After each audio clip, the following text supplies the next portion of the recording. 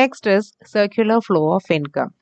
സർക്യുലർ flow of income എന്ന് പറയുന്നത് flow of money and final products between different sectors of the economy.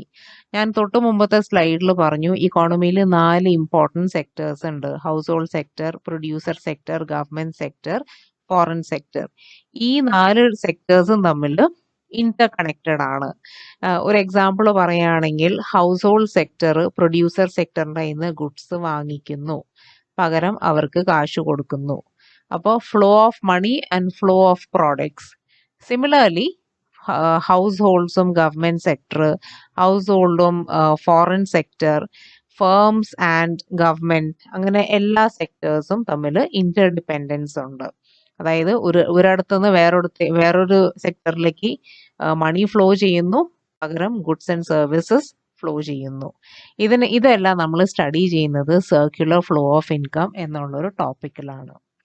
This is helpful for understanding the overall performance of the economy. ഇത് കണ്ടു കഴിഞ്ഞാൽ ഇക്കോണമിയിൽ foreign സെക്ടറിന് എത്രമാത്രം share ഉണ്ട്, government സെക്ടറിൻ്റെ റോൾ എത്രമാത്രം ഇമ്പോർട്ടൻ്റ് ആണ്, ഹൗസ് ഹോൾഡ് സെക്ടറിന് എത്രമാത്രം പേയ്മെൻറ്റ്സ് കിട്ടുന്നുണ്ട്, പ്രൊഡക്ഷൻ സെക്ടർ എത്രമാത്രം പ്രൊഡ്യൂസ് ചെയ്യുന്നുണ്ട്, ഇതെല്ലാം നോക്കിയിട്ട് നമ്മുടെ ഇക്കോണമി ഡെവലപ്പ് ചെയ്യുന്നോ വളരുന്നുണ്ടോ ഇല്ലേ, ഇങ്ങനെ നമുക്ക് അറിയാൻ പറ്റും. പിന്നെ വേറൊരു ഫംഗ്ഷൻ എന്ന് പറയുന്നത് it studies Inter dependence between different sectors of the economy. എങ്ങനെയാണ് ഈ 4 സെക്ടേഴ്സ് അങ്ങോട്ടും ഇങ്ങോട്ടും ഡിപ്പെൻഡ് ചെയ്യുന്നത്? നമുക്ക് ശരിക്കും ബേസിക്കലി 2 സെക്ടേഴ്സിൽ നിന്നാണ് സ്റ്റാർട്ട് ചെയ്യുന്നത്, ഹൗസ് ഹോൾഡ് സെക്ടറും പ്രൊഡ്യൂസർ സെക്ടർ. നമുക്ക് മറ്റൊരു സെക്ടറിനെ ഡിപ്പെൻഡ് ചെയ്യാതെ ഒരു സെക്ടറിന് എക്സിസ്റ്റ് ചെയ്യാൻ പറ്റില്ല. ഞാൻ പറഞ്ഞു ഹൗസ് ഹോൾഡ്സ് ആണ് owners of factors of production. Owners ആയാൽ മാത്രം പോരാ, ആ ഫാക്ടർ സർവീസസ് ആരെങ്കിലും ഹയർ ചെയ്യാൻ വില്ലിങ് ആയാൽ മാത്രമേ നമുക്ക് ഇൻകം കിട്ടുള്ളൂ. അപ്പൊ ഞാനൊരു ടീച്ചറാണെന്ന് പറഞ്ഞ് വീട്ടിലിരുന്നാൽ പോരാ, ഏതെങ്കിലും സ്ഥാപനം എനിക്ക് ജോലി തന്നാലേ എനിക്ക് ഇൻകം കിട്ടുള്ളൂ. അതേപോലെ ഒരു ഫാക്ടറിയിൽ കുറെ ഷൂ ഉണ്ടാക്കി, പക്ഷെ അത് വാങ്ങിക്കാൻ ആൾക്കാരുണ്ടായാലേ അവർക്കും വരുമാനം കിട്ടുള്ളൂ. അതുകൊണ്ട് എല്ലാ സെക്ടേഴ്സും ഇന്റർ ഡിപ്പെൻഡന്റ് ആണ്. They are Inter dependent. Now, there are 2 kinds of flows in any economy: real flows and money flow.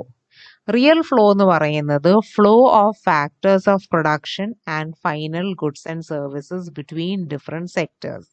Factors of production എന്ന് പറയുന്നത് ആൾക്കാർ ജോലിക്ക് പോകുന്നു, ലാൻഡ് വിൽക്കുന്നു, ലാൻഡ് ലീസ് ചെയ്യുന്നു, ക്യാപിറ്റൽ, അതായത് you are making an investment, ഇതെല്ലാം റിയൽ ഫ്ലോ ആണ്.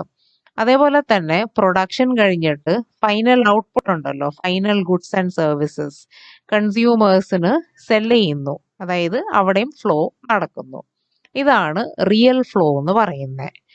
മണി ഫ്ലോ എന്ന് പറയുന്നത് flow of money between different sectors of the economy.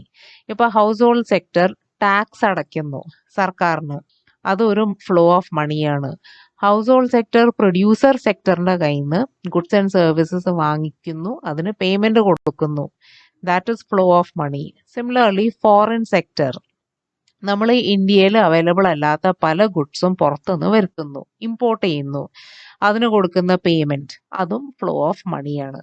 അപ്പൊ നമ്മൾ ഈ സർക്യുലർ ഫ്ലോ ഓഫ് ഇൻകത്തിൽ 2 കാര്യങ്ങളാണ് മെയിൻ ആയിട്ട് സ്റ്റഡി ചെയ്യുന്നത്: real flow and money flow. Circular flow of income in a 4-sector economy. Now, 4-sector എന്ന് പറയുമ്പോൾ 4-sector economy എന്ന് പറയുമ്പോൾ 4 സെക്ടേഴ്സ് ആണ്: house holds, firms, government, foreign sector. ഓരോ സെക്ടറിന്റെ കോൺട്രിബ്യൂഷൻ എന്താണ്, അവർക്ക് തിരിച്ച് കിട്ടുന്ന ഇൻകം എത്രയാ, പിന്നെ the payments which they make, അവർ ചെയ്യുന്ന പേയ്മെന്റ്സ് എന്താണ്, അതാണ് ഇതിനകത്ത് ഡിസ്കസ് ചെയ്യാൻ പോകുന്നത്. അപ്പൊ നിങ്ങൾക്ക് ഈ ക്വസ്റ്റ്യൻ പരീക്ഷയ്ക്ക് വരാണെങ്കിൽ ആദ്യം തന്നെ house hold, government, foreign sector, firm sector, ഇത് 4 ആദ്യം തന്നെ വരച്ചു വെക്കുക 4 ബോക്സിൽ. എന്നിട്ട് ഓരോ സെക്ടറിനെ അനലൈസ് ചെയ്യുക. ഇപ്പൊ ഇവിടെ ഞാൻ ആദ്യം അനലൈസ് ചെയ്യാൻ പോകുന്നത് ഹൗസ് ഹോൾഡ് സെക്ടർ ആണ്. ഹൗസ് ഹോൾഡ് സെക്ടറിന്റെ പ്രത്യേകത, they are the owners of factors of production. Land, labour, capital, ഇതെല്ലാം ഹൗസ് ഹോൾഡ് സെക്ടറിൽ നിന്നാണ് വരുന്നത്. So they provide factor services to the remaining 3 sectors. Okay, household sector government സെക്ടറിന്, foreign സെക്ടറിന്, ഫേംസിന് ഫാക്ടർ സർവീസസ് കൊടുക്കുന്നു. പകരം അവർക്ക് ഇൻകം കിട്ടും. ഓക്കെ, അപ്പൊ ഈ ഫാക്ടർ പേയ്മെന്റ്സ് എന്ന് പറഞ്ഞിട്ട് ആരോ ഉണ്ട്. ഫേം സെക്ടറിൽ നിന്ന് ഹൗസ് ഹോൾഡ് സെക്ടറിലേക്ക്, അതേപോലെ തന്നെ ഗവൺമെന്റ് സെക്ടറിൽ നിന്ന് household sector, similarly foreign സെക്ടറിൽ നിന്ന് ഹൗസ് ഹോൾഡ് സെക്ടർ, എല്ലാം പേയ്മെന്റ് ഫോർ ഫാക്ടർ സർവീസസ്. അപ്പൊ ഇവർക്ക് കിട്ടുന്ന പേയ്മെന്റ് ഇവരുടെ ഇൻകം ആണ്, ഇൻകം ഫോർ ഫാക്ടർ സർവീസസ്. ഇനി ഹൗസ് ഹോൾഡ് സെക്ടർ സർക്കാരിന് ടാക്സ് കൊടുക്കുന്നു. ഇവിടെ ഒരു ആരോ ഉണ്ട്, household to government, payment of taxes, അത് അവരുടെ ഒരു എക്സ്പെൻഡിച്ചർ ആണ്. ഇതേപോലെ ഫേം സെക്ടർ പ്രൊഡ്യൂസ് ചെയ്യുന്ന ഗുഡ്സ് ആൻഡ് സർവീസസ് കൺസ്യൂം ചെയ്യുന്നത് ഹൗസ് ഹോൾഡ്സ് ആണ്. അപ്പോൾ കൺസംഷൻ എക്സ്പെൻഡിച്ചർ. ഓക്കെ, പിന്നെ അതേപോലെ തന്നെ ഗവൺമെന്റ് സെക്ടറിലും ഇങ്ങനെ മാനുഫാക്ചറിങ് യൂണിറ്റ്സ് ഉണ്ട്. അവര് സർക്കാർ മാനുഫാക്ചർ ചെയ്യുന്ന ഗുഡ്സ് ആൻഡ് സർവീസസും കൂടി ഇവര് ബൈ ചെയ്യുന്നു. അതിനുവേണ്ടി ഇവർക്ക് കൺസംഷൻ എക്സ്പെൻഡിച്ചർ വരുന്നുണ്ട്. സിമിലർലി ഫോറിൻ സെക്ടറിൽ നിന്നും ഗുഡ്സ് ആൻഡ് സർവീസസ് പർച്ചേസ് ചെയ്യുന്നു, അതിനും പേയ്മെന്റ്, അതായത് കൺസംഷൻ എക്സ്പെൻഡിച്ചർ വരുന്നു. പിന്നെ ഇവിടെ ട്രാൻസ്ഫർ പേയ്മെന്റ് എന്ന് പറഞ്ഞിട്ടുണ്ട്. അതായത് house hold sector receives transfer payments from the government. അതായത് ട്രാൻസ്ഫർ പേയ്മെന്റ് എന്ന് പറയുന്നത് വൺ സൈഡഡ് പേയ്മെന്റ് ആണ്. ഇപ്പൊ ഏതെങ്കിലും രീതിയിലുള്ള ഒരു ഗ്രാന്റ് കൊടുക്കുക, അല്ലെങ്കിൽ റിലീഫ് എയ്ഡ്, ഇപ്പൊ ഒരു ഫ്ലഡ് വന്നു, ഭൂമികുലുക്കം വന്നു, ആൾക്കാർക്കൊന്ന് ലൈഫ് പഴയ പോലെ ആക്കിയെടുക്കാൻ സർക്കാർ കൊടുക്കുന്ന സഹായം, അതിനെയാണ് ട്രാൻസ്ഫർ പേയ്മെന്റ് എന്ന് പറയുന്നത്. അപ്പൊ ട്രാൻസ്ഫർ പേയ്മെന്റ് ഇതേപോലെ ഇവിടെ മാർക്ക് ചെയ്തിട്ടുണ്ട്. അപ്പൊ ഇതാണ് ബേസിക്കലി ഹൗസ് ഹോൾഡ് സെക്ടറിന് കോൺട്രിബ്യൂഷൻ, അവർക്ക് കിട്ടുന്ന ഇൻകം, അവർ ചെയ്യുന്ന payment. Next is firm sector. Firm സെക്ടറിനെ നമ്മൾ അനലൈസ് ചെയ്യുന്നു. ഇവിടെ ഒരു ബോക്സിൽ ഫേംസ് എന്ന് എഴുതിയിട്ടുണ്ട്. അപ്പോൾ ഫേംസ് ചെയ്യുന്ന കാര്യങ്ങൾ, ദേ receive revenue from government, house holds and foreign sectors. Firms എന്ന് പറയുന്നത് പ്രൊഡ്യൂസർ സെക്ടറാണ്. ഒരു ഗുഡ്സ് ആൻഡ് സർവീസസ് മാനുഫാക്ചർ ചെയ്യുന്നു, എന്നിട്ട് അത് ഹൗസ് ഹോൾഡ് സെക്ടറിന്, ഗവൺമെന്റ് സെക്ടറിന്, ഫോറിൻ സെക്ടറിന് വിൽക്കുന്നു. പകരം അവർക്ക് റവന്യൂ കിട്ടും. ഇതാണ് അവർക്ക് കിട്ടുന്ന ഇൻകം. പിന്നെ അവർ ഗവൺമെന്റിന്റെ കയ്യിൽ നിന്ന് സബ്സിഡി റിസീവ് ചെയ്യുന്നുണ്ട്. സബ്സിഡി റിസീവ് ചെയ്യാന്ന് പറഞ്ഞു കഴിഞ്ഞാൽ നമ്മുടെ കോസ്റ്റ് ഓഫ് പ്രൊഡക്ഷൻ കുറയ്ക്കാൻ വേണ്ടി ഗവൺമെന്റ് ചിലപ്പോൾ ടോട്ടൽ പ്രൊഡക്ഷൻ കോസ്റ്റിന്റെ 20% അല്ലെങ്കിൽ 30% സബ്സിഡി ആയിട്ട് കൊടുക്കും. സഹായമാണ് അത് അവർ റിസീവ് ചെയ്യുന്നു. പിന്നെ they make payment to all other sectors. Household സെക്ടറിന്റെ കയ്യിൽ നിന്ന് സർവീസസ്, അതായത് ഫാക്ടർ സർവീസസ് വാങ്ങിക്കുന്നു, പകരം ഫാക്ടർ പേയ്മെന്റ്സ്. പിന്നെ അതേപോലെ തന്നെ ഗവൺമെന്റ് സെക്ടറിന് പേയ്മെന്റ് ഓഫ് ടാക്സസ്, സർക്കാരിന് ടാക്സ് കൊടുക്കുന്നു. പിന്നെ ഫോറിൻ സെക്ടറിന്റെ കയ്യിൽ നിന്ന് വാങ്ങിക്കുന്ന ഗുഡ്സിന് അവർക്ക് പേയ്മെന്റ് നടത്തുന്നു. അതിനെയാണ് പേയ്മെന്റ് ഫോർ ഇമ്പോർട്ട്സ് എന്ന് പറയുന്നത്. ഇനി ഫോറിൻ സെക്ടർ ഫേംസിന്റെ കയ്യിൽ നിന്ന് ഗുഡ്സ് വാങ്ങിക്കുന്നു, അതായത് ഫേംസ് ഫോറിൻ സെക്ടറിലേക്ക്, ഇന്ത്യയിൽ നിന്ന് പുറത്തേക്ക് ഗുഡ്സ് എക്സ്പോർട്ട് ചെയ്യുന്നു, പകരം they receive payment for export. ഇപ്പൊ ഇത്രയാണ് ഫേം സെക്ടർ ചെയ്യുന്നത്. ഇനിയുള്ളത് government sector. Government sector receives revenue for, ഗവൺമെന്റും ഗുഡ്സ് ആൻഡ് സർവീസസ് പ്രൊഡ്യൂസ് ചെയ്യുന്നു, ഗവൺമെന്റ് ഫേംസ്, അത് ഹൗസ് ഹോൾഡ് സെക്ടറിന്, പ്രൊഡ്യൂസർ സെക്ടറിനും ഫോറിൻ സെക്ടറിനും സെൽ ചെയ്യുന്നു, പകരം സർക്കാരിന് റവന്യൂ കിട്ടുന്നു. സർക്കാർ ടാക്സ് വാങ്ങിക്കുന്നുണ്ട്, ഹൗസ് ഹോൾഡ്സിന്റെ കയ്യിൽ നിന്നും അതെ, ഫേംസിന്റെ കയ്യിൽ നിന്നും അതെ. ഈ ടാക്സ് പേയ്മെന്റ് എന്നും പറഞ്ഞിട്ട് രണ്ട് ആരോ ഉണ്ട്. ഫേം സെക്ടറിൽ നിന്ന് ഗവൺമെന്റ് സെക്ടറിലേക്ക്, ഹൗസ് ഹോൾഡ് സെക്ടറിൽ നിന്ന് ഗവൺമെന്റ് സെക്ടറിലേക്ക്.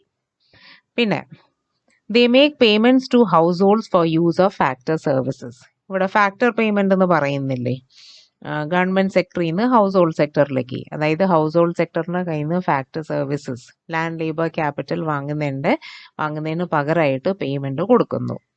പിന്നെ ഹൗസ് ഹോൾഡ് സെക്ടറിനും ഫേംസിനും വൺ സൈഡഡ് അല്ലെങ്കിൽ ട്രാൻസ്ഫർ പേയ്മെന്റ്സ്, ഹൗസ് ഹോൾഡിന് കൊടുക്കുന്ന ഗ്രാന്റ്, റിലീഫ് എയ്ഡ്, ഞാൻ നേരത്തെ പറഞ്ഞില്ലേ, എന്തെങ്കിലും നാച്ചുറൽ ഡിസാസ്റ്റർ വന്നു കഴിഞ്ഞാൽ ആൾക്കാർക്ക് കൊടുക്കുന്ന സഹായം. അതേപോലെ പ്രൊഡ്യൂസർ സെക്ടർ, ഫേം സെക്ടറിന് സബ്സിഡി ആയിട്ട് സർക്കാർ കൊടുക്കുന്ന സഹായമാണ്, അതാണ് സബ്സിഡീസ് ടു ഫേംസ് എന്ന് പറയുന്നത്. Next is the last sector which is foreign sector. വളരെ വളരെ സിമ്പിൾ ആണ്. Foreign sector receives payments from all the other three sectors, household sector, firm sector, government sector, from export of goods and services. Foreign companies goods and services export ചെയ്യും ഫേംസിന്, house ഹോൾഡിന്, സർക്കാരിന്. അതായത് foreign sector വേറൊരു country അല്ലെങ്കിൽ വേറെ ഒരു foreign firm അല്ലെങ്കിൽ ഒരു foreign government അല്ലെങ്കിൽ ഒരു ഫോറിൻ കൺട്രി എന്ന് പറയാം. അവിടുന്ന് ഇങ്ങോട്ട് ഇവിടേക്ക് സെല് ചെയ്യുന്ന ഗുഡ്സിന് പകരം അവർക്ക് പേയ്മെന്റ് കിട്ടുന്നു. പിന്നെ they also make payment four import of goods and services from firms and government. നമ്മുടെ ഇവിടുത്തെ പ്രൊഡ്യൂസർ സെക്ടറിന്റെ കയ്യിൽ നിന്നും നമ്മുടെ ഇവിടുത്തെ ഗവൺമെന്റ് സെക്ടർ മാനുഫാക്ചർ ചെയ്യുന്ന ഗുഡ്സ് ആൻഡ് സർവീസസ് വാങ്ങിക്കുന്ന ഫോറിൻ സെക്ടർ അതിന് പകരം പേയ്മെന്റ് കൊടുക്കുന്നു. പിന്നെ ഇവിടെയുള്ള ഹൗസ് ഹോൾഡ് സെക്ടറിന്റെ കയ്യിൽ നിന്ന് ഫാക്ടർ സർവീസസ്, ലാൻഡ്, ലേബർ, അവർ ശരിക്കും പറഞ്ഞാൽ ലേബർ ആണ്.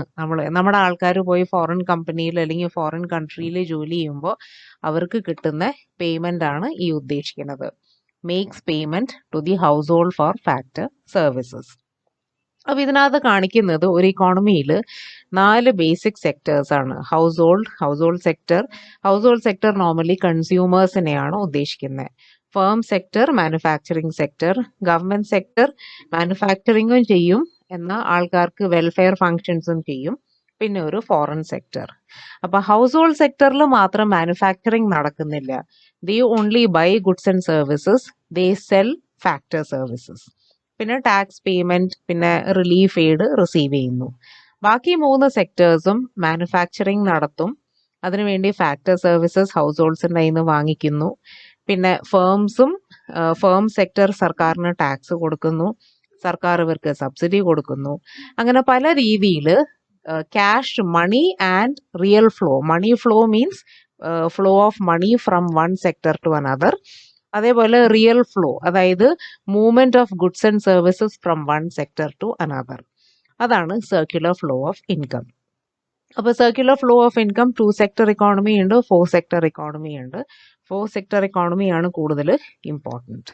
അപ്പൊ നിങ്ങൾ ഇതൊന്നും പഠിച്ചു വെക്കുക. ഈ ഗ്രാഫ് ഒന്ന്, ഈ ഡയഗ്രാം ഒന്ന് വരച്ചു നോക്കാം. ഇതിനകത്ത് ഈ ഫിനാൻഷ്യൽ മാർക്കറ്റ് എന്ന് പറഞ്ഞിട്ട് ഒരു പോർഷൻ ഉണ്ട്, അതായത് ഈ ഒരു ഗ്രാഫിൽ. അത് അത്ര ഇമ്പോർട്ടൻ്റ് അല്ല, അത് നമുക്ക് ഒഴിവാക്കിയേക്കാം. ബാക്കി 4 ബോക്സസ് വരച്ചിട്ട് ഓരോ ആരോ എന്താണ് കാണിക്കുന്നത്, അതായത് ഹൗസ് ഹോൾഡ് സെക്ടറിൽ നിന്ന് ഗവൺമെന്റിലേക്ക് ടാക്സ് പോകുന്നു, അതേപോലെ ഫേം സെക്ടറിൽ നിന്ന് ടാക്സ് പോകുന്നു. അപ്പൊ നമുക്കറിയാലോ എന്താണ് ഒരു സെക്ടറിൽ നിന്ന് മറ്റു സെക്ടറിലേക്ക് ഫ്ലോ ചെയ്യുന്നത്. അപ്പൊ അതനുസരിച്ചിട്ട് ആരോന് ഒരു ഡയറക്ഷനും കൊടുക്കണം, അതും എഴുതണം എന്താണ് അവിടെ ഫ്ലോ ചെയ്യുന്നത്.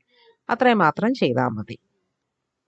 That is all about circular flow of income in a multi-sector or a 4-sector economy.